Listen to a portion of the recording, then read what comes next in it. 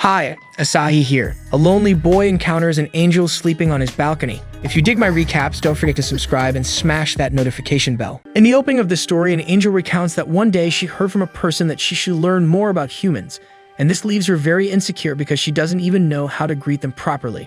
However, above the insecurity, tremendous curiosity leads the angel to the heart of one of the cities of men, where she believes she will live fantastic experiences. Meanwhile, leaving his shift at the fancy restaurant, Tokumitsu is exhausted due to the long shift he just finished. On his way home, he encounters a kitten he had adopted as a child, but since he couldn't keep it, a cat-loving neighbor ended up taking the animal. It seems too late to think about it, but currently, he could take care of this kitten after all, as it has been a month since he started high school and moved out on his own. His apartment is not the epitome of tidiness, but one day he will put everything in order. At this moment, all he wants is not to feel so alone all the time. Until suddenly, a feather of angelic wing invades his house through the window. The next day, the alarm clock wakes Tokumitsu, and his body feels so heavy that he's sure he caught a cold. During breakfast, he notices that the window slept open, although he always closes it every night, but soon he realizes the reason for all this: an unknown girl sleeping on his balcony. The young man panics and ends up spilling his milk on her, who, after saying good morning to the homeowner as if she had been living there for years, decides to change her wet clothes. Meanwhile, Tokumitsu wonders if this person might be an otaku cosplayer who practices parkour in her spare time, or if this could be some new internet prank, so he closes all the curtains to prevent the cameras from filming the apartment. In the meantime, the girl asks for some borrowed clothes, and Tokumitsu rummages through his drawers like crazy in search of a shirt. After finding the only clean blouse, he apologizes for it not being anything more refined, but it's the girl who apologizes for having used the boy's balcony without permission, as she had nowhere else to sleep. Then she introduces herself as Tawa, while he says his name is Tokumitsu Shintaro. Then the girl uses the boy's first name Shintaro to express her happiness at having met a person with such a pure heart, and that this can only be the work of God. With this, the boy begins to appreciate the politeness and beauty of the stranger, who would love to thank all of Shintaro's family members. However, he tells her that he lives alone, and Tawa is impressed that he lives alone in this mansion with so many windows. Facing this, Shintaro has to explain that this room is his entire house, not the entire building. With so many things scattered around, Tawa thought the apartment was a storage room, and this disconnected thought of the girl makes the homeowner think there's something wrong with her. Besides, he questions why she was sleeping on the balcony, and without answering the question, the girl remembers that she needs to repay the hospitality somehow, so she asks the boy to tell her without fear what she can give in return. As she was too close and insisting that she will do everything in her power, Shintaro loses his temper and says that there's nothing he wants, so Tawa laments and promises to at least cook something for the host, but there are no ingredients in the house because the guide only eats frozen food with Coca-Cola. Since that's the case, the girl decides to contribute with some cleaning, but as she rushes to the balcony, she ends up tripping over a pile of very suspicious magazines. Fortunately, she didn't see what happened because she was busy separating a cat fight to fulfill the verse: "Love your neighbor as yourself." After that, Shintaro puts some band-aids on the girl's scratched fingers and tells her to chill, because these cats sometimes fight but live rubbing against each other on the neighborhood rooftops. Seeing the purity of the girl, Shintaro understands that she might have reasons to run away from home, but reminds her that it's dangerous for a girl to sleep outdoors, so she needs to consider going back home. However, Tawa explains that she lives in heaven, God's abode, and that she is an angel. Shintaro finds it amusing to hear what he just heard, but soon he realizes that the girl is serious, so he is taken aback while Tawa tells him that she came down to Earth by God's order and represents the angels on a mission to learn about humans. In the midst of this speech, Shintaro really saw that she was serious, but that doesn't mean he believes it, because in his mind, clearly Tawa escaped from some asylum or is one of those pretty, made-up girls who keep pushing some generic computer course. Finally, the strange girl asks to spend a few days at the boy's house, but as the alarm clock alerted that there's half an hour left for work, Shintaro rushes to get her out, at least promising to accompany her to the bus stop. After all the confusion, Shintaro takes a deep breath and believes he made the best decision. In the late afternoon, the boy was exhausted because of the worsening cold, and so the boss let him leave work early. On his way home, he wonders if Tawa really went back home, certain that he would never see her again, until she passes by Shintaro in the company of a weird old man who invited her to go to a hotel. Faced with the situation, he grabs Tawa by the wrist and pulls her away. But when it's time to lecture the angel about not trusting strangers, the boy falls flat on the ground and faints. Sometime later, Shintaro wakes up in his house, and Tawa was so worried by his side that she even shed tears of relief upon hearing from the boy that he's better. Shintaro looks around and realizes that the girl had spent all this time taking care of him, and speaking of which, she offers him milk and shiro porridge made with the leftover bread as she didn't find rice in the house. Shintaro is happy to eat something he's never eaten before, but at the same time feels embarrassed when Tawa insists on feeding him. In the end, he gives in and feels good to be eating something so delicious made by someone who cared so much to take care of him. After relishing every second of this unique moment, Shintaro resumes his motherly sermon, which he stopped giving in the street, warning Tawa not to trust strangers because there are many bad people in the world. The angel tries to justify her action in following that man but ends up not finding the right words, so Shintaro breaks the silence by offering her his home to stay for a few days since Tawa really has nowhere else to go. With the good news, the girl hugs Shintaro tightly, who knows that this girl is a bit crazy and absent-minded but still a good girl. At least he thinks so. Next, the homeowner comments that it must have been difficult to carry him there, but Tawa replies that it was the easiest thing in the world, considering she can fly.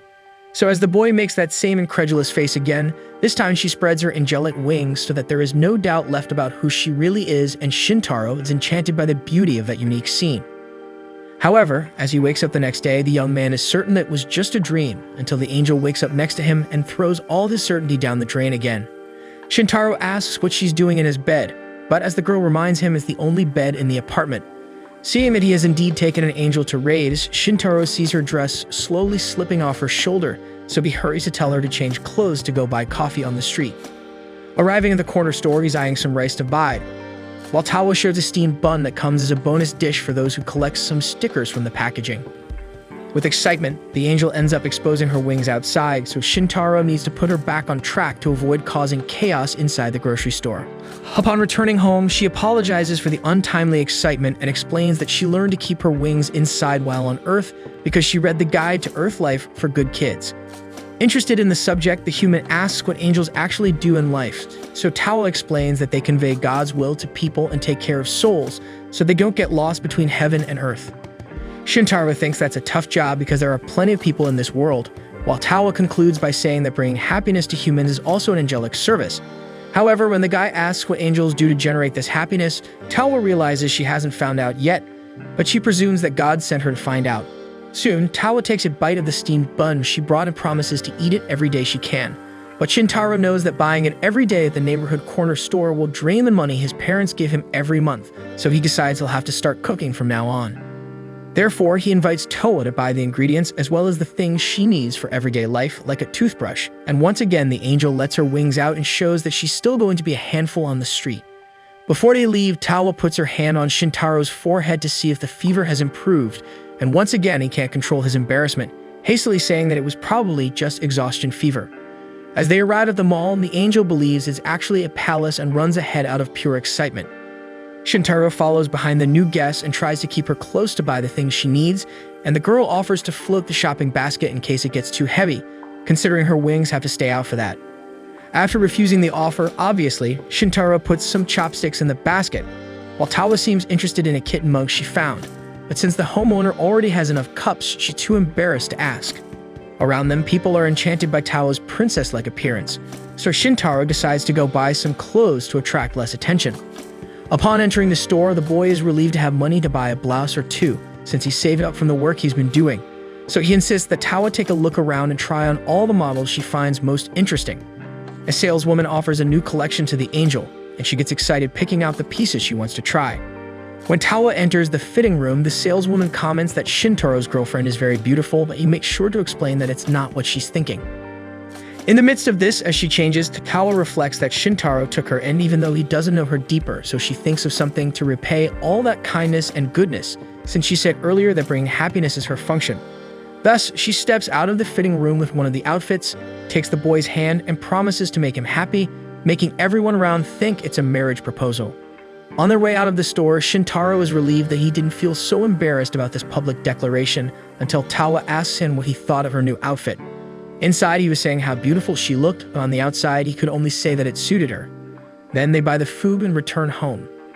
Upon arrival, Shintaro is tired and assumes that the angel must be too, especially since today is Sunday and the mall was crowded. But Tawa replies that she had a lot of fun because Shintaro was by her side.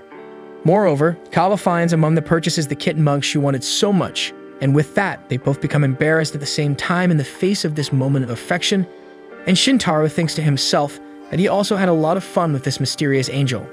As night falls, Shintaro shares the bed with Tawa again and remembers that he shouldn't have bought another bed as well. 2 days before reaching this moment, the innocent Tawa arrived on Earth and was enchanted by the lights scattered throughout the city.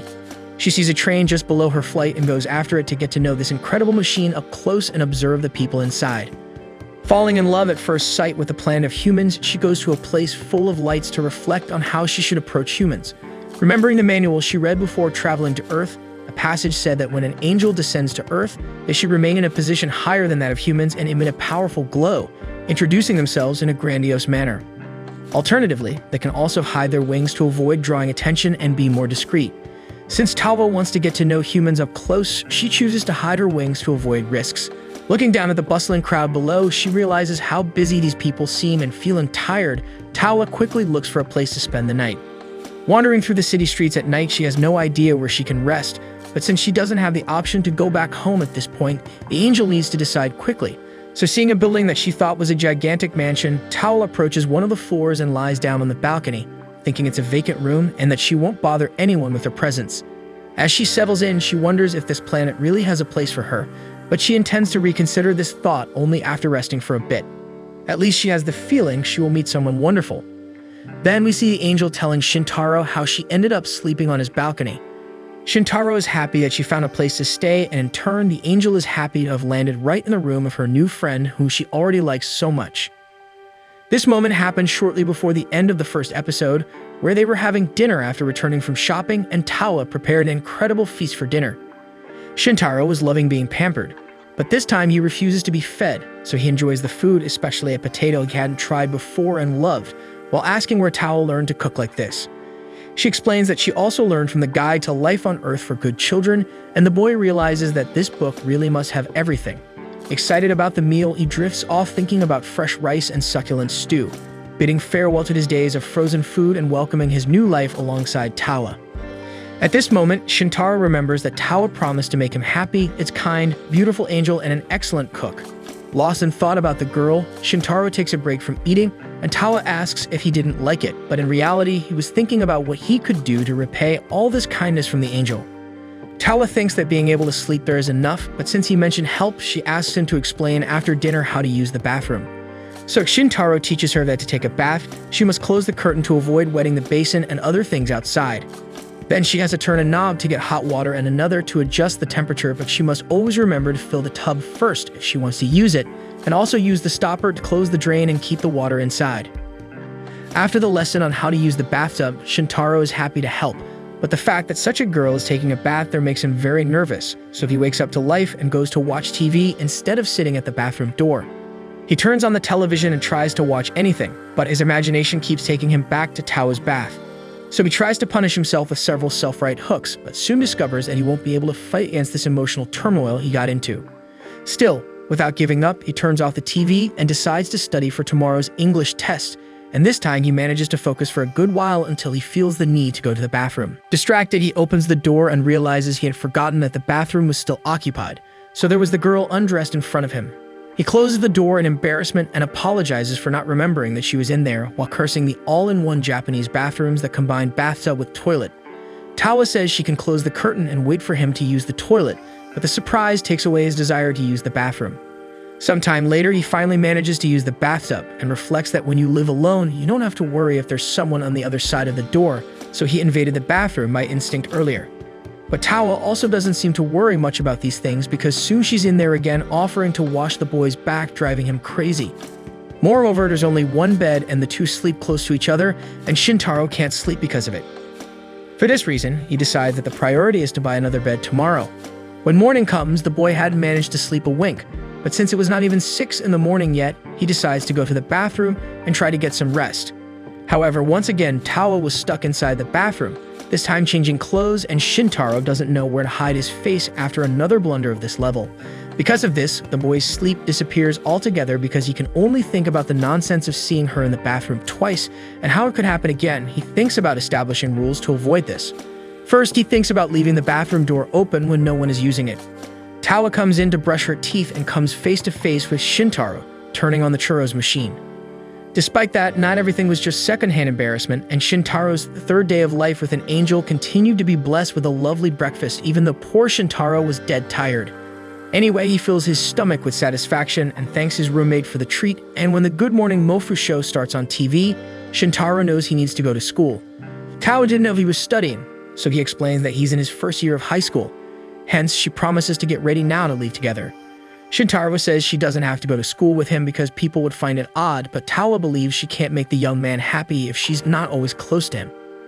Shintaro insists it won't work, so the angel asks him to skip class. But he says seriously that his student's duty is to study, and this time the girl gives up on insisting. Soon, the homeowner leaves some money for her just in case and asks Tawa to watch TV and relax until he returns in the evening. On the way to school, Shintaro feels a little sorry for Tawa, but there really was no way to take her along. Besides, he didn't even sleep last night and feels like he's going to vomit from being so full. Surprisingly, his friend Shuchi slaps him on the back, and the boy complains that he could have let everything out in that play, but his friend has no idea what he's talking about. At that moment, Sumyuji arrives scolding Shuchi for being rude and blames him for Shintaro looking like he got hit by a train. Shuchi analyzes the poor boy's pale face and asks if he's possessed, and Shintaro indeed considers himself possessed by an angel. Anyway, he tells the truth that he can't sleep, and Sumyuji gets worried, especially since her friend lives alone. Shuchi thinks she's showing a bit too much concern. The girl gets embarrassed and says she only cares about her friend, so Shuchi asks her to show that affection to him as he's a good boy. Shintaro laughs at his childhood friends and says they look more like a comedy couple, so Tsunemi tells him never to repeat that nonsense again, leaving Shuchi offended by her exaggerated reaction. Meanwhile, Tawa is struggling with the blanket as she tries to hang it out to dry and still manages to keep the entire house incredibly clean, but she can't help but think about Shintaro, how happy he was to see him eating so much at breakfast, and she wishes he would come back soon. By the way, she doesn't know what he's going to eat for lunch, since he said he'll only be back in the evening, so Tawa imagines him starving on the floor like a homeless person and panics. Back at school, indeed, Shintaro will only have juice for lunch, but because he filled himself up at breakfast and can't even handle another olive. Suyuji is worried about her friend's diet because he can't cook and only eats bread for every meal, and that's why Shintaro almost lets slip that Tawa is making food for him, but manages to shut his mouth before saying her name and quickly adds that every day he eats well at the restaurant where he works. Still, Sumyuji knows he doesn't have work every day, so she offers to make lunch for a friend. Shintaro notices the well-made food that the girl prepared and compliments her talent, and the girl shyly says that making an extra lunch is no trouble at all. Shuchi asks if there's some of that grub for him too, but the girl snaps that starting from the third lunchbox, it starts to become a hassle. Shintaro finds the unusual conversation of the two amusing, but soon panics when he sees Toa flying out of the cafeteria window. He tries to hide the angel at all costs and tells her to go to the rooftop, that he rushes up pretending he forgot about an important appointment. Shuchi imagines he's gone to meet some girl, so Tsumivi teaches her friend a lesson for saying what he shouldn't. Seeing an angel flying around the school, a group of boys starts to think they've been playing too many video games, and when Shintaro is climbing the stairs to find Tawa, an unknown blonde notices his presence. Upon finding the angel, he remembers asking her not to come and comments on her exposed wings, so he starts to imagine news reports all over Japan confirming that angels really exist. Tawa apologizes and explains that she was just worried about what her friend would eat this afternoon, so she leaves the food on the ground and turns to leave. But Shintaro feels bad for speaking to her like that and calls his friend to eat with him, leaving the girl extremely happy. Soon they thank the heavens for the meal and get to work, and Shintaro praises the food while reflecting that Tawa probably hasn't been discovered, otherwise it would have definitely caused a massive uproar. Next, he notices that she made the potato he loved again last night, and Tawa replies that she wants to learn more about the things he likes so she can make more food. Shintaro asks her not to overdo it with these banquets, and while the two laugh together, Shintaro thinks that maybe he really was possessed by an angel, but that doesn't seem so bad after all. The next day, when Shintaro returns from school, Tawa greets him happily, while the boy apologizes for the lunchbox incident. On the other hand, the angel reminds him not to go flying around, so the two end up making amends right there. Shintaro notices that Tawa washed his clothes, even though she didn't know how to use the washing machine, but as always, the girl had learned by reading the Good Children's Guide to Life on Earth. He becomes increasingly impressed with this so-called guide, until he sees that the girl washes underwear too. Since he was a kid, only his family members wash his underwear, so he's embarrassed. But to avoid an awkward atmosphere, the homeowner tries to keep a natural pose. Suddenly, he sees a bear sewn onto one of the underwear, and Tawa explains that she covered the hole with it, so Shintaro didn't know where to hide his face. Soon, because of everything the girl has been doing for him in this house, he asks to at least wash his own underwear, but Tawa thinks he didn't like the little bear, so she asks if he prefers rabbits instead. Shintaro tells her to forget about it and just leave the underwear with him. So from that day on, washing underwear in the sink became a routine for the guy. When night falls, Sunyuji can't stand pretending anymore that she didn't want to ask about that girl, but she was afraid of seeing crazy since in her mind that girl was flying. She tries to convince herself that she was just seeing things because people can't fly. Maybe seeing Shintaro with another girl has affected Sumuji, and she doesn't even know if she'll be able to make his lunchboxes after all. It's all consuming her so much that her mother had to check if she didn't drown in the bathroom from spending so much time in there. The next day, Shintaro refuses the lunch made by Tawa because he doesn't know how to explain it at school. With this, Tawa thinks the guy now hates her, especially since last night he insisted on sleeping alone on the floor and he never lets her go to school with him. So to calm things down, he accepts the lunch and informs that he will work until 9 tonight. The angel offers to go along, but Shintaro refuses and forces a smile expressing how lucky he is to come home knowing he'll have a great dinner, and that's enough to make Tawa really happy. On the way to school, Shintaro feels bad for avoiding the girl, but he's actually happy. He just can't fulfill all her wishes.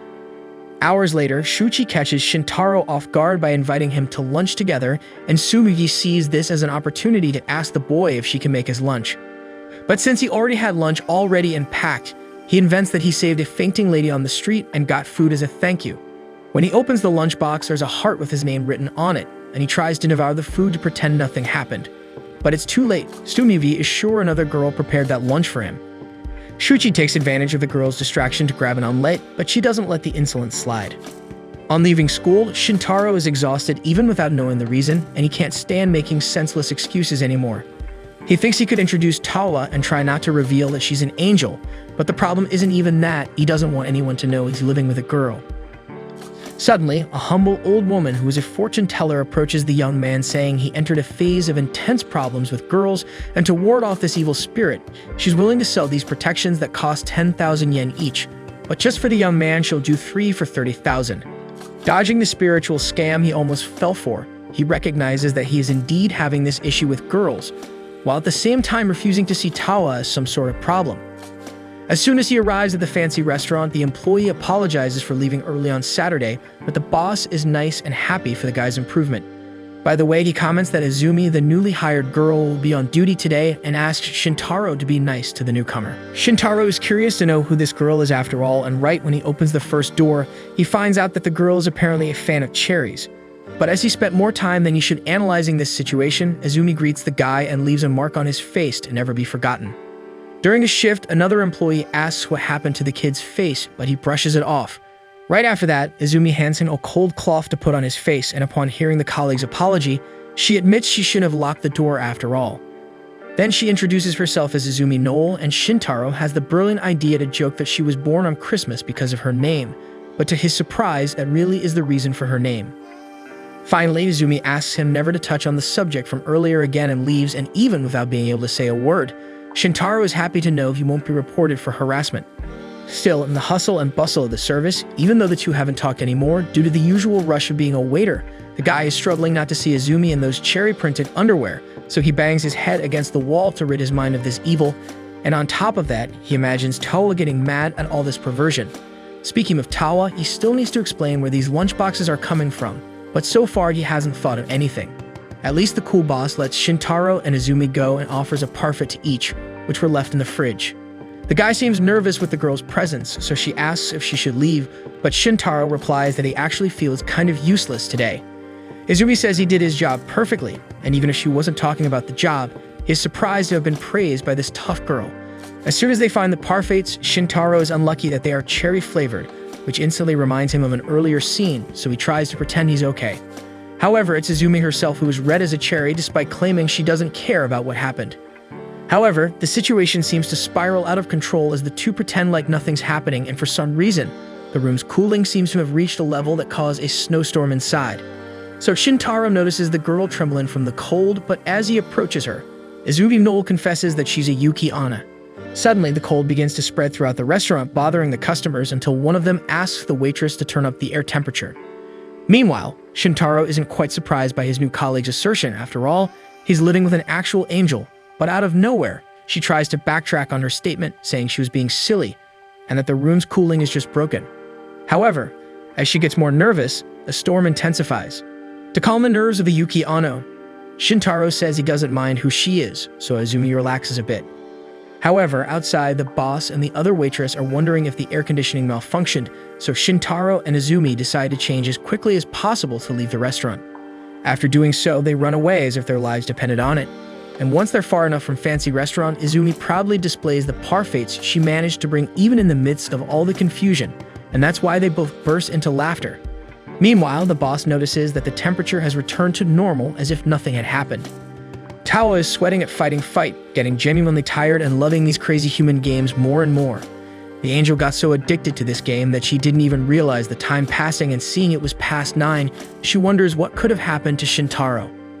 In the meantime, Tsumiyuji is going crazy thinking about her classmate's lunchbox, trying to unravel this mystery as if she were Sherlock Holmes of emotional dependency. To avoid losing it completely, the girl decides to have an ice cream on the street to clear her head. Nearby, Shintaro is trying to strike up a conversation with Izumi, but the girl seems seriously troubled about something. He mentions being surprised that they both attend the same school, but nothing cheers the girl up. Soon she questions whether Shintaro really believes what she said earlier about being a Yuki Anno, and calmly the boy reaffirms that he believes every word she said, without stressing Izumi out further. After all, he reflects, demons surely exist in a world of angels, so it became easier to accept the truth. Next, Izumi asks her colleague to keep something she's about to say just between them, that reveals that her family has had Yuki Annas for generations, perhaps due to a genetic issue. Just like Izumi, her mother and grandmother also carried this gene, so when they got angry, sad, or embarrassed, a snowstorm would surround them. Despite her younger sister and the rest of the family controlling their emotions well, Izumi always struggled to keep calm, so she always isolated herself out of fear of causing a blizzard when losing her cool. Over time, Izumi stopped going to school and stayed alone all the time, but when she started high school, she decided to change her life and start interacting again. When she was alone at home, Izumi's routine was reading manga and watching anime, so she started working to have contact with other people. Nevertheless, she's losing control because someone saw her changing clothes, so maybe her place is being stuck inside the house, and in the end, she's a lost cause. Then Shintaro acknowledges his colleague's effort to always serve customers with a smile on her face, because even though most people want to change, few take action to do so. For this reason, Shintaro thinks Izumi is incredible, far from being a lost cause. Upon hearing this declaration, Izumi sheds a few tears, and this makes the boy think he destabilized her again. But these are tears of relief, so to speak. Izumi had never told anyone outside the family that she was a Yuki Anno, and she's happy to have been accepted. Therefore, even without knowing exactly how to start a friendship, she asks to be friends with Shintaro, and he accepts without hesitation, even though she's a Yuki Anno. Thus, Izumi asks to be called Noel. Finally, Shintaro asks if it's true that Yuki Annas melt and disappear if exposed, but Noel laughs and says no. At that moment, a feather from one wing falls near them, and when they look up, Tawa had just arrived to see how her friend is doing. However, the angel and the Yuki Anno clash instantly. As if that weren't enough, Tsumiyuji appears last and realizes she wasn't crazy to see a girl flying in the sky. Amidst this confusion, Tokumitsu Shintaro, who was just an ordinary 16-year-old guy working and studying, suddenly realizes that his life is far from normal as it has always been. In the midst of the confusion, one girl stared at the other, not understanding a thing of what they were seeing, until all three started expressing their feelings at the same time to Shintaro, who, in turn, can't process so much information and starts asking Tsumiyuji what she's doing there. The girl answers that she just happened to pass by until she remembers she's in sports clothes and regrets finding her beloved in that attire. With that said, Shintaro tries to be clever and asks if they can pretend no one saw anything and go back home, but that's simply impossible, so he's going to have to tell the truth. At the same time, Noel is enchanted to see a real angel before her eyes, and all she wants is to touch that skin that looks so soft. On the other hand, Tsumiyuji is a bit more reserved and questions if the girl is really an angel. Shortly after mustering up the courage, Tawa confesses that she's an angel who came to Earth to learn from humans. With this, Noel becomes even more excited, but Tsumiyuji doesn't seem as happy with this discovery. Given the circumstances, Shintaro sits with everyone and explains what's really going on and that he hid Tawa to avoid confusion. Tsumiyuji agrees never to tell anyone, also because no one would believe her if she did. Next, she asks Tawa why she chose Shintaro, and the angel explains that it was by chance because she was just looking for a place to sleep. Tsumiyuji comments with a sour expression that Shintaro is too nice, but then she demonstrates that she both hates and loves his demeanor at the same time. Then she remembers the bento from earlier and realizes that Shintaro lied about it being made by a lady. Besides the angel, the other girl is Izumi Noel from Class 3, so Tsumivi asks what she's doing with Shintaro at this hour, as she's known as the Ice Queen because she never talks to anyone. Pushed against the wall, Noel starts losing her cool and threatens to make it snow, so Shintaro hurries to explain that they both work at the same place and left together. With this answer, Tsumugi silently thinks she should look for a job at the same restaurant. Adding more fuel to the confusion, Noel asks if the other two are just friends of Shintaro's, and he answers yes. With the girl's strange reaction, Shintaro asks if Izumi is okay, but she once again insists on being called Noel. Feeling sidelined, Tsumugi wonders why he calls Noel and Tawa by their first names but not her. After that, things calm down and Shintaro suggests it's time to leave, until Noel gathers courage and confesses to the girls that she's a Yuki Onna, making Shintaro spit out a piece of his soul. Soon after, Noel proves her point by bringing a light snowfall out of nowhere, and as she's so focused on it, she doesn't notice her skirt lifting, and when Shintaro tries to warn her, she gets even more upset because this boy also saw her changing earlier, and in that moment, the other two girls don't know where to hide their faces. However, Noel manages to regain control and explains that she gathered the courage to admit she's a Yuki Onna after seeing Tawa reveal her true identity. As the other two are Shintaro's friends, Noel trusts they won't tell her secret to anyone. Taking advantage of the confessional, Tsumugi reveals that she wet her bed until the 5th grade. Shintaro comments that the type of confession going on was of a different vibe, but the poor girl just wanted to share a secret like everyone else. After that, Tawa thanks for having met her new friends at that moment, and in response, Tsunuji introduces herself to the angel, while Noel wants to know if Tawa can adjust the size of her wings. As she grows her wings a bit, the girls approach to touch, and Shintaro silently realizes that everything turned out better than he imagined. Arriving home, the guy was completely exhausted, so Tawa goes to prepare something for him to eat.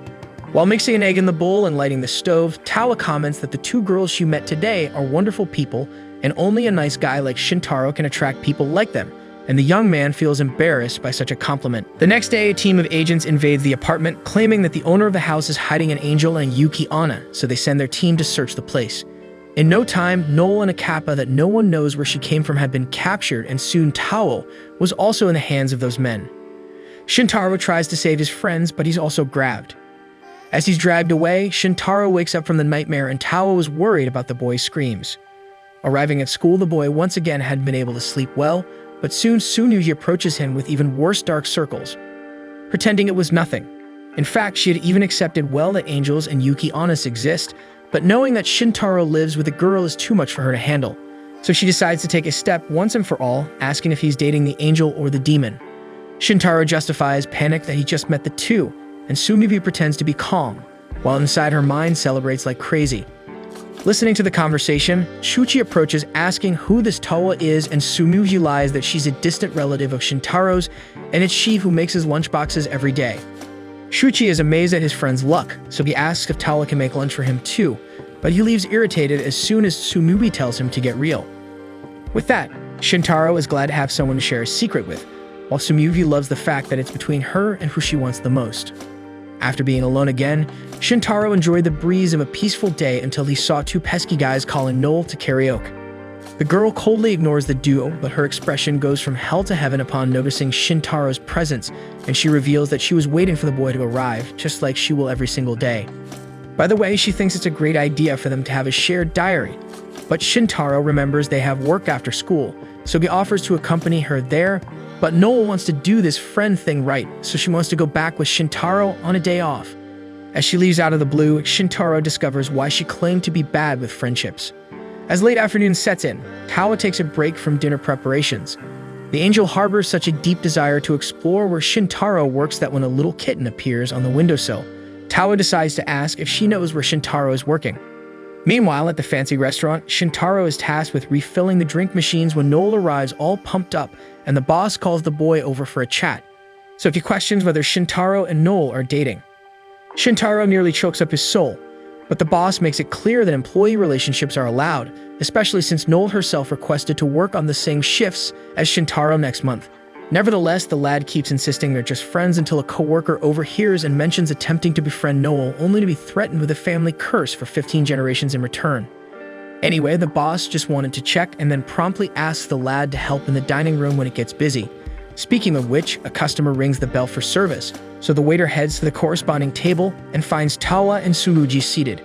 Shintaro never imagined the angel knew where the restaurant was, so she explains that a kitten was showing her the way, and unfortunately, the little thing disappeared, but Tsumugi happened to be passing by and guided the rest of the way.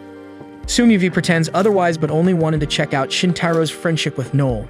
Finally, he takes the order for 2 drink sets and moves on to the next customer, while Tsumugi goes nuts seeing that masculine man in his work uniform. Meanwhile, an elderly lady seeks assistance, but interpreting it as a cry for help, Tawa goes to see what the woman needs. Then Tsumugi has to explain that attending to customers isn't her job, and she realizes that perhaps being an angel, Tawa is a bit scatterbrained, so someone has to clip her wings. Speaking of clipping wings, Tsumugi sees Noel and presumes that at least she and Shintaro won't have much contact during work hours until Noel rushes to inform the boy that the angel is there, causing Tsumugi instant distress. Seeing this, the boss calls Mrs. Umi for a moment and praises the energetic demeanor of the employee but asks her to tone it down a bit because this is a work environment. Right after that, she approaches Shintaro and asserts with her gothic voice that she can't be friends with him anymore.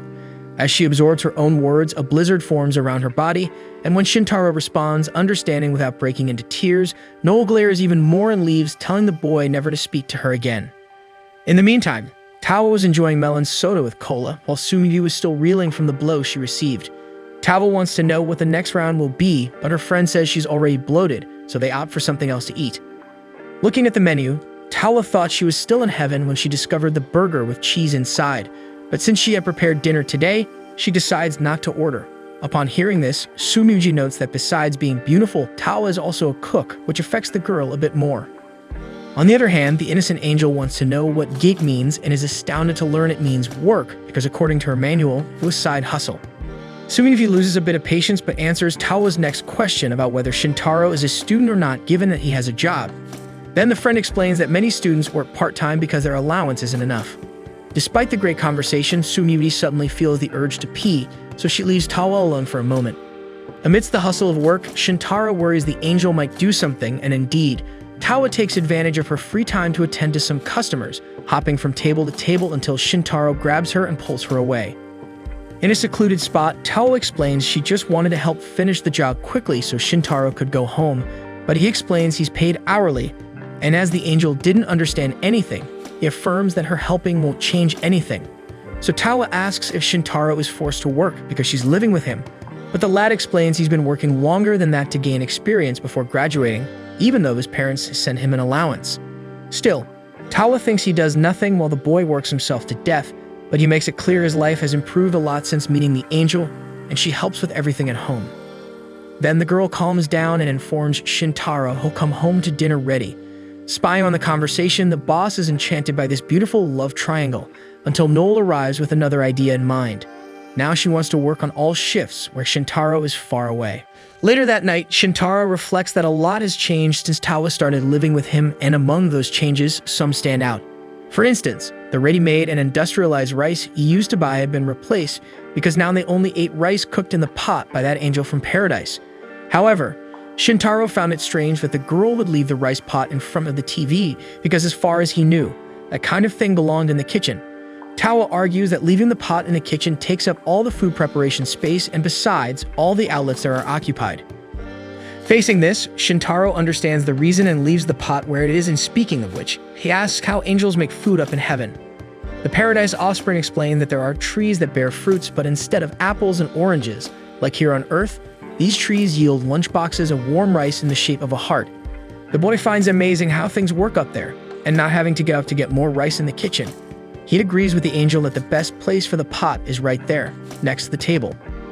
In another corner of the city, Tsumugi is thinking too much about this crazy story that has been happening in her life, even more because Shintaro asked for advice about Tawa after the incident in the park. At the time, he was thinking of taking Tawa for a walk, and since they go by bus and train, he wants to know if it's a good idea to buy a transportation card for her.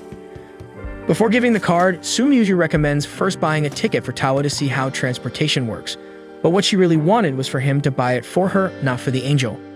Either way, whether she wants it or not, she has always found Shintaro to be a different guy, more independent than most for his age, because when his parents went to work abroad, he decided to attend high school in Japan, living alone in an empty apartment belonging to his aunt, So the young man took a course to enter school and got a job to supplement his parents' allowance, which convinced them to let their son stay alone in Japan.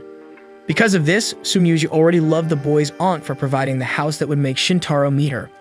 So far so good, she could accept that Shintaro is more ahead than her, probably, but the fact that the guy lives with an angel and works with a snow woman is a bit too much for her head. Soon to calm down, Sumyuji takes a sip of tea and acknowledges that this Toa person is nice just like Izumi and therefore would like to help them in any way possible.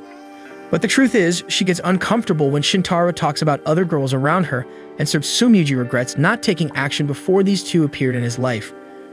Always in this life, the girl regrets the things she doesn't have the courage to do because she could have offered to make the lunchbox first for her suitor, or she could have been honest about her feelings even though no one could predict that the guy would suddenly start living with an angel.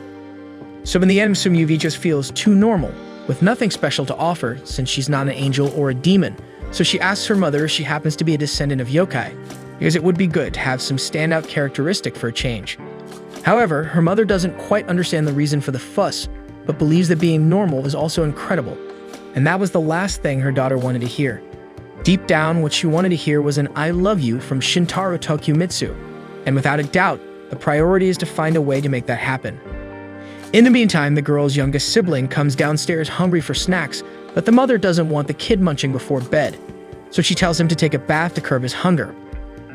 On the topic, she remembers to show Sumyuji that she won a 2,000 yen voucher in a Senhora donut pastry shop draw, and since the promotion ends tomorrow, she should go with her friends as soon as possible. So despite the protests of the youngest, who also wanted to eat sweets, the eldest daughter can't stop thinking about the donut-filled meeting she wants to have alone with Shintaro, and so she hugs her mother tightly and thanks her for the opportunity of her life. The next day, the same trio as always is at school. This time, Sumyuji is at the limit of shame and rehearsing how she will invite the guy to enjoy the long-awaited donut. However, every time she comes across him during the day, wherever it may be, she gets so nervous that her speech falters and prevents the invitation from coming out. School time is already ending and still no word about the blessed donut, until Shuchi sees her with the donut coupon and takes it from her hand, inviting Shintaro to join them shamelessly. Normally, she would be upset with the guy, but today he was literally saving the day in the last minutes. However, a classmate reminds Shuchi that freshmen need to wash the club's balls today, so the guy is instantly downcast and he asks Shintaro to honor his name on this mission to send Hora donut.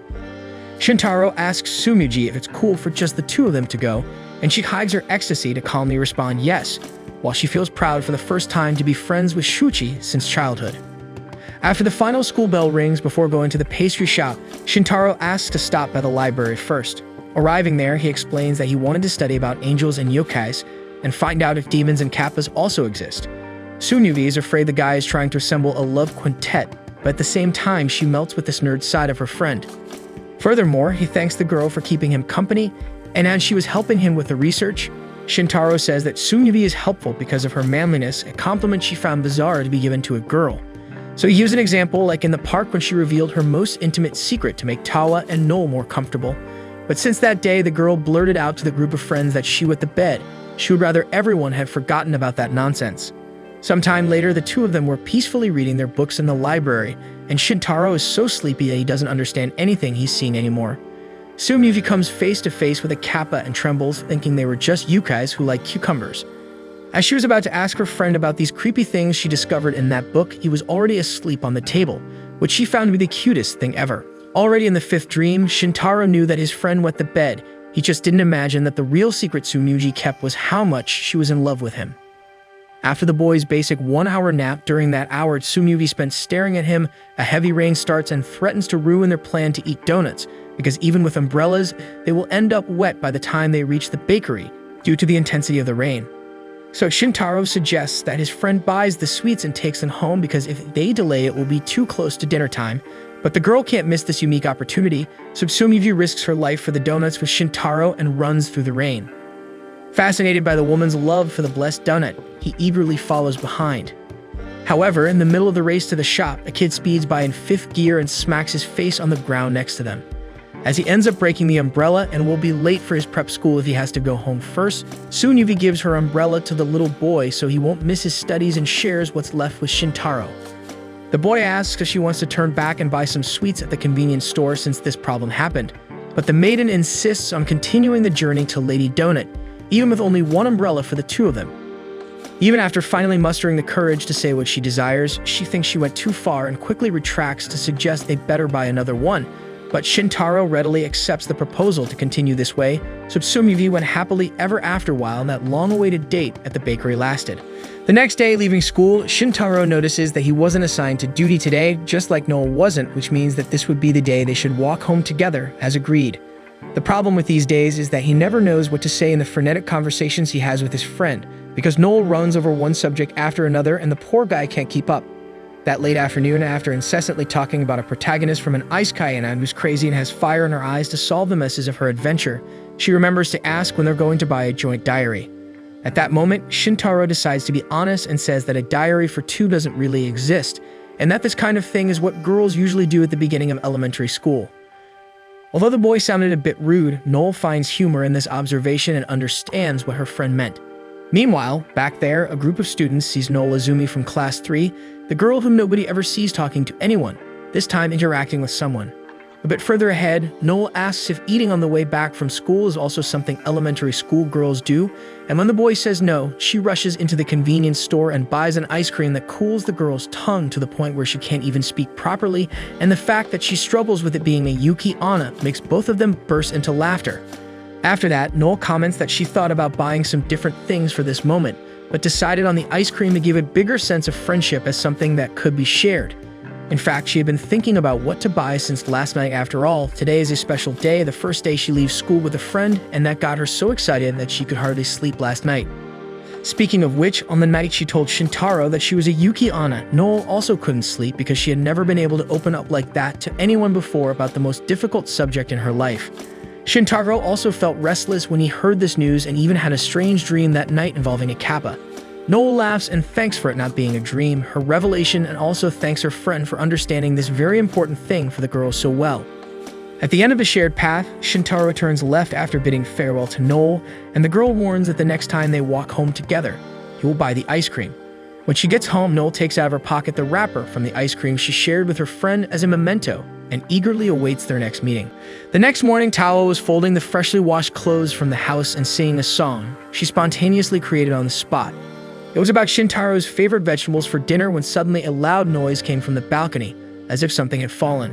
Rushing there, Tawa found Shu, a miniature version of herself who had failed in her landing and ended up precisely in Shintaro's apartment. Sometime later, when the owner of the house arrived, the angel explained everything and asked the little one to introduce herself to him. But the girl introduced herself like any self-respecting child would in the most rushed and grumpy manner possible, and then promptly called Tawa to come back home, exiting through the window. Unable to appear in public, Tawa kept closing the window while the little one kept opening it again and again until the older one convinced Shu to drink some milk, her favorite, to calm her nerves. After 2 sips, Shu glared at the rest of the people with a sour expression, while Shintaro was amazed by the existence of such tiny angels. It made sense, though, considering cupids are like babies. Then Tawa asked Shu what she was doing there, as descending without permission wasn't allowed. But the little girl shouted that God allowed her descent precisely because Tawa had been silent for too long and she was worried. Tawa explained that she was studying human behavior and that a week away wasn't that long, but to the stubborn little one it seemed like an eternity. After all, they were like sisters, and that's why she could sense Tawa's presence and find her in that house. Unfortunately, Shu didn't think her friend would be staying in such a dump, especially with a human man, because they were nothing but perverted animals. Tawa tried to calm the situation again by explaining that the poor guy was kind, and then she invited Shu to eat the food she had made to see if her bad mood was just hunger. However, the little one freaked out even more when she saw that Tawa had the audacity to cook for this male specimen and even wash his clothes. Tawa tried to teach her that his name was Shintaro, but all the possessed girl could manage to repeat was cursed Shintaro every time she referred to him. Emitting a less than angelic energy, Shu decreed that the man was a big perverted lunatic, forcing the angel to be his servant, even though Shintaro tried to justify himself to Tawa at every moment that it wasn't like that. So all that was left for Shu was to execute the human. Tawa told her she couldn't speak like that, so Shu corrected her sentence to, "Shintaro will meet his maker." Seeing that her scolding attempt failed, Tawa offered milk to the little heavenly girl again, and she even drank it, but not without pulling Tawa out of the house again, at least to get out of that suffocating room. Tawa replied that Shintaro said it was dangerous to leave the house, so Shu asked how she was going to learn about humans if she never left the apartment. In the end, Shu believed that her friend was trapped in that place and didn't even know what she was doing. so she should go back to heaven now. But as Tawa kept insisting, Shu turned her attention to the man, saying that he should rethink how he treats the angels since she is of a very high social status and leads a very different life than this one with the commoners. In response, Shintaro confessed that life with Tawa had its difficulties, which made the girl sad, but then he added that it was understandable, considering the enormous cultural differences. For instance, if one day he visited heaven, he would surely do strange things in the eyes of the angels. Despite all this, Shintaro felt grateful to know that Tawa always tried to please him and act correctly. Listening to every word, Tawa was enchanted by the boy's sensitivity, while Shu was almost bleeding from her eyes to see her beloved friend slipping through her fingers. Therefore, she didn't give up and accused all humans of being liars, and for sure this kid said everything just to please. However, Tawa replied that Shintaro was truly a good and kind person, and she believed that with all her heart. Shu argued that it was naive to believe that in just 1 week, but her friend reminded her that in this short time the boy had shown in every way that he really cared about her, even though she was a stranger at first. It was this kindness that calmed the fear Tawa felt when she came to Earth for the first time, despite being excited too. Knowing that someone cared for her made Tawa realize that she wasn't alone, and that was a reason for great happiness for her. Taking all this into account, the angel felt that she needed to repay this affection in some way, making her presence also bring that same happiness to him, and that's why she decided to stay. Ashamed, Shintaro felt he would never get used to a girl saying such things about him, while Shu saw that nothing worked and fled from the apartment, calling her friend an idiot for wanting to stay there. Shintaro and Tawa set out to find the little one, and the boy supposed that angels preferred to stay high up instead of near the ground, which Tawa confirmed, so they headed to the rooftop, where there was a rental garden that should still be open. Along the way, Tawa apologized for the things Shu said, but Shintaro knew she said those things because she cared about Tawa. A short time later, they reached the rooftop and found the little angel sitting in the garden. So Tawa apologized for only thinking about herself, while Shu only came because she was worried. The little one replied that her friend had done nothing wrong, so Tawa offered her a hug to stop her from crying. Shintaro watched the hug and interpreted the scene as a religious experience, and even though there was an angel there, children were still children, and he even found Shu cute now. However, while hugging Tawa, the little girl threw in Shintaro's face that he stole her, until her necklace started beeping, warning that it would send the child back home in a minute. With that, the girl started crying again, so she took her last chance to ask if Tawa really wasn't going back home with her. As Tawa stands firm in her decision, she keeps a small tally to always pray to ensure her friend doesn't suffer. As for Shintaro, she acknowledges that maybe he's not so bad since Tawa insists, believing in her friend's judgment. But if he ever harms the angel, Shu will make sure he meets his maker, as she promised inside. However, Shu is sent back to paradise while ranting more against the poor guy, so Tawa takes the opportunity to take a look at the garden, as she had never been there to the ground floor. At the same time, she admits that Shu touched her with that talk about learning more about humans. Shintaro recognizes that things need to change and suggests that starting today after dinner, they'll go for a walk together every day. When Tawa gets used to it, she'll be able to go out in the morning while he's at school. That said, with her face all red, Tawa accepts the invitation and reinforces the kind image she has of him in her head. As promised, every day after dinner they took a walk around the city for Tawa to explore more of her knowledge, and Shintaro taught her how things work, like the color of the traffic light when crossing, always reminding her to look both ways. To his surprise, the supposed teacher makes a mistake and tries to cross with the light on, and it's the guardian angel herself who saves the human. One day, Shintaro comes in announcing he's home, and the angel comments that he always announces when he arrives, even though there's no one at home. As soon as Shintaro replies that it's force of habit, Tawa approaches to welcome him a bit closer than he's used to, and he couldn't help but feel that bittersweet atmosphere in the air. Speaking of which, they watch a TV show called Sweet Journey, and Shintaro reflects that his friend can now go out alone, and now the next step will be to teach her to take the bus and train. But thinking about it, he imagines the girl getting lost and being pursued by weird people, and just thinking about it terrifies the young man, so he decides as a true 16-year-old father that Tawa isn't ready to take public transportation. Meanwhile, on TV, the show features the sweet that sells the most in the candy store of the day, the shiny strawberry and muscat sandwich. Tawa drools over the sweet, and Shintaro remembers that they can get there by just passing through one station. Upon hearing this, Tawa is startled to discover that these stores shown on the program are real, because she heard that the people in the soap opera are just acting. But since these sandwiches exist, Shintaro invites her to eat one there, an invitation the girl accepts immediately. Anyway, on their way to the sweet shop, he gives Tawa a ticket to put in the station's turnstile, while she recalls seeing a train once on the day she arrived on Earth. Startled when the ticket was sucked into the machine, Shintaro explains that it comes out differently on the other side, and at the time of disembarkation, she thought the ticket should come out again for her to take home. Enchanted by the lively city, Tawa runs ahead, getting a small scolding from Shintaro, so she comes back and takes his hand for them to go together, completely changing his mood.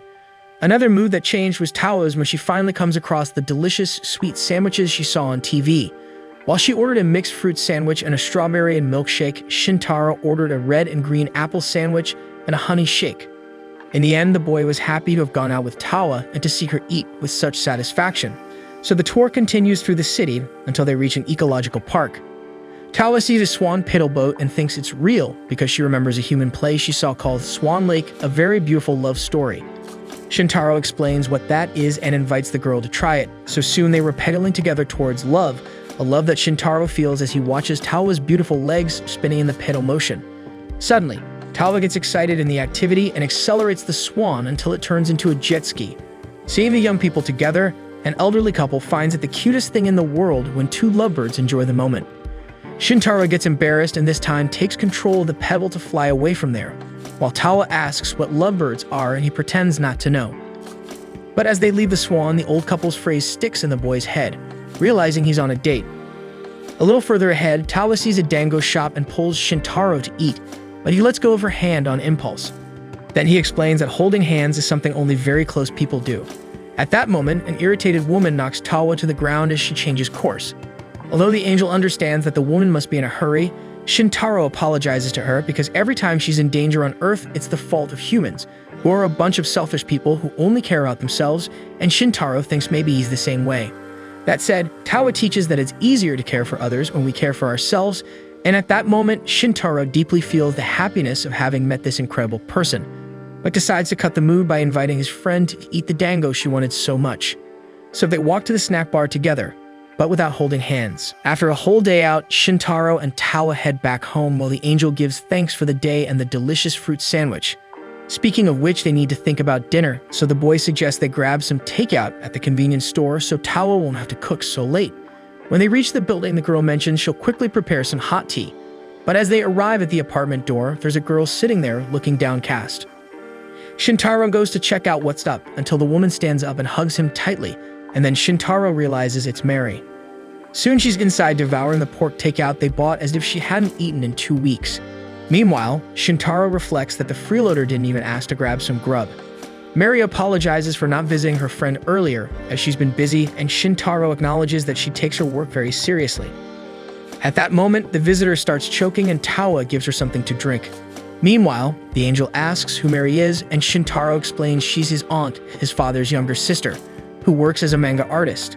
With that said, the girl suddenly screams out of nowhere, making her nephew think she's drunk, but she explains she's just really tired because she hasn't slept in 3 days. Tawa asks what a mangaka is, causing the artist to immediately shut down, until Shintaro grabs a manga as an example. Mary complains it's not her work, and the boy admits embarrassedly he doesn't have any of her publications.